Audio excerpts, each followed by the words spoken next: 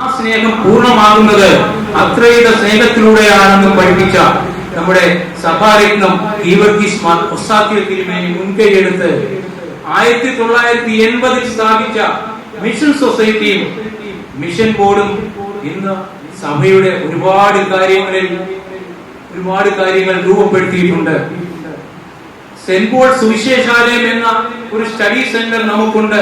ആ സ്റ്റഡി സെന്ററിൽ 2 വർഷം പഠിച്ച് പൂർത്തിയാക്കി കഴിഞ്ഞ ആഴ്ചയിൽ പരീക്ഷ എഴുതി. ഇവിടെ നിന്ന് താല്പര്യമുള്ളവരൊക്കെ ആ സ്റ്റഡി സെന്ററിൽ പോയി പഠിക്കണമെന്നാണ് ഞാൻ ആഹ്വാനം ചെയ്യുന്നത്. സമയവും ബുദ്ധിയുമുള്ളവരൊക്കെ ബുദ്ധിയുണ്ടോ ഇല്ലയോ എന്നുള്ളതല്ല, പഠിക്കുക എന്നുള്ളതാണ് നമ്മുടെ ആവശ്യം. തീർച്ചയായിട്ടും നമ്മൾ അവിടെ പോയി പഠിക്കണമെന്നാണ് ഞാൻ ആഗ്രഹിക്കുന്നത്. ഇന്ന് 13 ശ്രീകന്മാരുടെ നോമ്പ് വീടുന്ന ദിവസവും അതുകൂടാതെ പൗലോസ് ശ്രീകന്മാരുടെ ഓർമ്മയും അത് തന്നെയുമല്ല പെന്തിക്കോസ്തിക്ക് ശേഷം 3ാമത്തെ ഞായറാഴ്ചയും കൂടിയാണല്ലോ.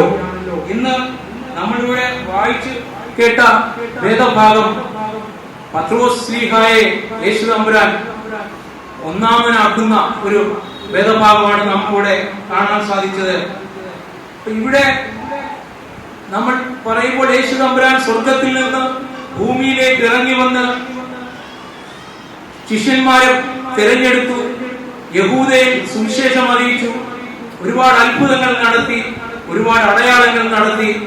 പക്ഷേ എങ്കിലും അവർ അവനെ ക്രൂശിച്ചു. ഈ ക്രൂശുമരണത്തിന് ശേഷം പറയുന്നത് മരണത്തെ കൊന്നു മശിഹ എന്നാണ്. ഈ ഉയർത്തെഴുന്നേറ്റത്തിന് ശേഷം സ്വർഗാരോഹണത്തിന് മുമ്പ് 11 ശ്രീകന്മാരെ മലയിലേക്ക് വിളിച്ചു. എന്നിട്ട് കർത്താവ് പറഞ്ഞു, സ്വർഗത്തിൽ ഭൂമിയിലും സർവ്വ അധികാരവും എനിക്ക് നൽകപ്പെട്ടിരിക്കുന്നു. വിശുദ്ധ മത്തായി ശ്ലീഹായുടെ സുവിശേഷം 28-ാം അധ്യായത്തിന്റെ 17 മുതൽ 20 വരെയുള്ള വാക്യങ്ങളാണ്. വാക്യങ്ങൾ മുഴുവൻ വായിക്കാൻ സമയമില്ലാത്തത് കൊണ്ട് ചുരുക്കി പറയുന്നു മാത്രം. അപ്പൊ അവരോട് എന്നിട്ട് പറഞ്ഞ എന്താണ്? നിങ്ങൾ പുറപ്പെട്ട് പിതാവിന്റെയും പുത്രന്റെയും പരിശുദ്ധാത്മാവിന്റെയും നാമത്തിൽ സ്നാനം കഴിപ്പിച്ചു. ആദ്യത്തെ അവർക്ക് അധികാരം കൊടുക്കുന്നത് എന്താണ്? സ്നാനം കഴിപ്പിക്കുവാൻ, എന്നിട്ട് വേണം നിങ്ങൾ ഉപദേശിക്കുവാൻ എന്നാണ് ശിഷ്യന്മാരോട് അവിടെ കൽപ്പിക്കുന്നത്. നമ്മൾ കേട്ടുകൊണ്ടിരിക്കുന്ന സുവിശേഷം എന്ന് പറയുമ്പോൾ വിശുദ്ധ മർക്കോസിന്റെ സുവിശേഷം 16-ാം അധ്യായത്തിന്റെ 16-ാം വാക്യത്തിലെ സുവിശേഷമാണ്. കാരണം അവിടെ പറയുന്നത് എന്താണ്? വിശ്വസിക്കുകയും സ്നാനമേൽക്കുകയും ചെയ്യുന്നവൻ രക്ഷിക്കപ്പെടുമെന്നാണ്. എന്നാൽ അതിന്റെ അടുത്ത വാക്യം പറയുന്നത് ഈ വിശ്വസിക്കുന്നവരാൽ പല അടയാളങ്ങളും അത്ഭുതങ്ങളും നടക്കുമെന്നാണ്. പാമ്പിനെ എടുത്താൽ കുഴപ്പമില്ല, വിഷം കഴിച്ചാൽ മരിക്കുകയില്ല എന്നൊക്കെയാണ് അവിടെ പറയുന്നത്. പക്ഷേ ഇതിനെല്ലാം ഉപരിയായി ഈ വിശുദ്ധ മർക്കോസിന്റെ സുവിശേഷം 16-ാം അധ്യായത്തിന്റെ 9-ാമത്തെ വാക്യം മുതൽ 20-ാമത്തെ വാക്യം വരെ ബ്രാക്കറ്റിലാണ് ഇട്ടിരിക്കുന്നത്. നമ്മൾ മിക്കവാറും ആരും ശ്രദ്ധിക്കാത്ത കാര്യമാണ്. അത് എന്തുകൊണ്ടാണെന്ന് ചോദിച്ചാൽ, ആദ്യകാലത്തുണ്ടായിരുന്ന നമ്മുടെ ബൈബിൾ, പെഷിത്തോ ബൈബിൾ എന്നാണ് അതിനെ വിളിച്ചിരുന്നത്. ആ ബൈബിളിൽ ഈ ഭാഗങ്ങൾ ഉണ്ടായിരുന്നില്ല. എന്നാൽ അതിനുശേഷം ചില ഭേദവിപരീതികൾ കൂട്ടിച്ചേർത്തതെന്നാണ് ഞാൻ മനസ്സിലാക്കുന്നത്. ഈ കർത്താവ് യേശു തമ്പുരാന് ഈ അധികാരം ആർക്കൊക്കെ കൊടുത്തു, എപ്പോൾ കൊടുത്തു എന്നൊക്കെ ചോദിച്ചാൽ, വിശുദ്ധ യോഹന്നാൻ ശ്ലീഹായുടെ സുവിശേഷം 17-ാം അധ്യായത്തിന്റെ 2 മുതൽ 4 വരെയുള്ള വാക്യങ്ങൾ നമ്മൾ നോക്കുമ്പോൾ എല്ലാവർക്കുമായിട്ടാണ് അവിടെ അധികാരം കൊടുത്തത്. എന്തിനാണ് അധികാരം കൊടുത്തത്? മാമോദീസ മുങ്ങി ദൈവത്തെ സ്തുതിക്കുവാനുള്ള, ദൈവമായി തീരുവാനുള്ള ഒരു അധികാരമാണ് അവിടെ കൊടുത്തിരിക്കുന്നത്. അതുകൊണ്ടാണ് നമ്മൾ നമ്മുടെ ശുശ്രൂഷയിൽ പാടുന്നത്, പൂവാകനമിക്കും നിന്നെ എല്ലാ നാവും സ്തുതി പാടും. അപ്പൊ ഭൂലോകം മുഴുവൻ നമിക്കുവാനുള്ള, അവരെ സ്തുതിക്കുവാനുള്ള ഒരു അധികാരമാണ് സ്ത്രീകന്മാർക്ക് കൊടുത്തിട്ട് ആ അധികാരം നമുക്ക് തന്നിരിക്കുന്നത്. അപ്പോൾ ഈ അധികാരം വിശുദ്ധ മാമോദീസ മുക്കാനുള്ള അധികാരം നമുക്ക് എങ്ങനെയാണ് ലഭിച്ചതെന്ന് പലരും സംശയം ചോദിച്ചേക്കാം.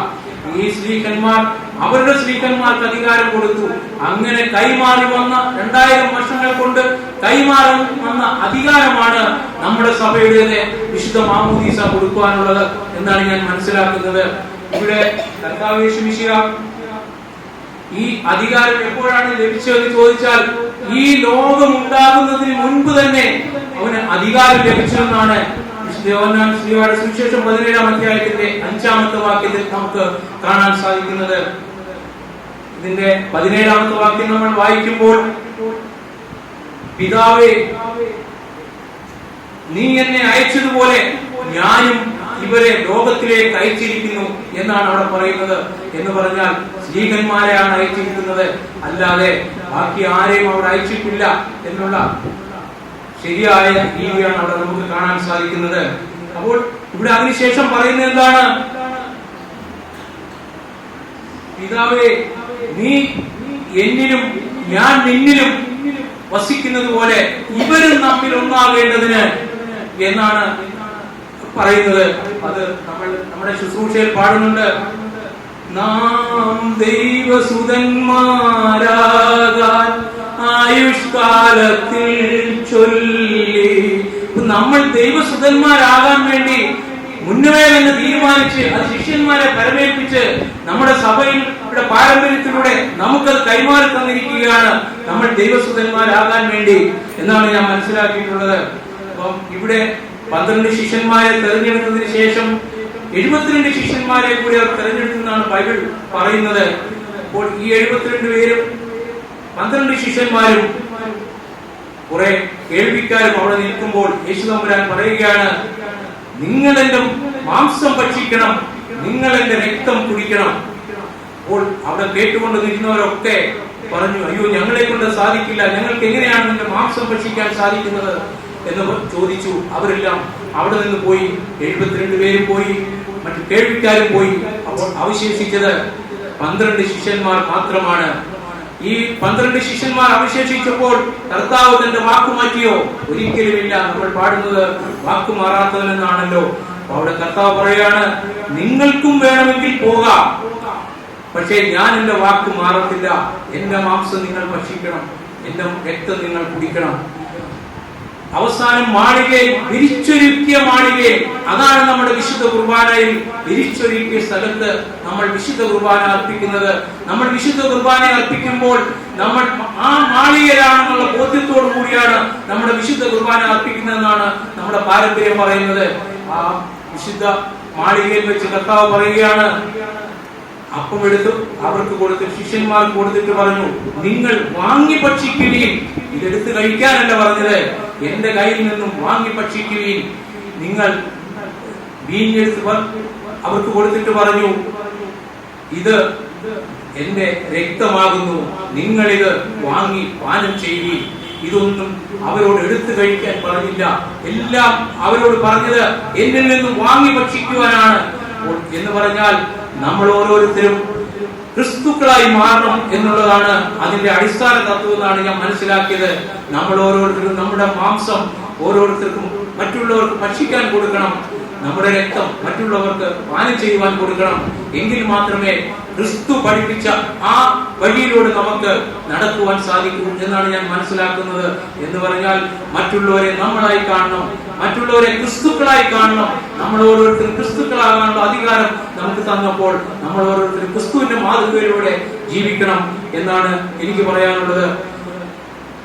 ഈ മിഷൻ സൺഡേ കവർ നമ്മൾക്ക് ഓരോരുത്തർക്കും കിട്ടിയിട്ടുണ്ട്. ആ മിഷൻ സൺഡേയുടെ കവറിൽ നമ്മൾ ഓരോരുത്തരും നല്ലൊരു തുക, ഓരോ കുടുംബവും നല്ലൊരു തുക അതിൽ നിക്ഷേപിച്ച് നമ്മുടെ സഭയ്ക്ക് സംഭാവന ചെയ്യണമെന്നാണ് എനിക്ക് അറിയുവാനുള്ളത്. ഈ മിഷൻ സൺഡേയുടെ ദിവസം നമ്മൾ ഓരോരുത്തരും ക്രിസ്തുക്കളാക്കി മാറുവാനും ദൈവം നിശ്ചയിച്ച ആ ഒരു മിഷൻ പൂർത്തീകരിക്കുവാനും നമ്മളുടെ ഓരോരുത്തരുടെയും മനസ്സ് തുറക്കട്ടെ എന്ന് ആശംസിച്ചുകൊണ്ട് ഇന്ന് ഈ അവസരം തന്ന ബഹുമാനപ്പെട്ട അച്ഛനും ഈ വിശ്വസ്തർക്കും നന്ദി രേഖപ്പെടുത്തുന്നു.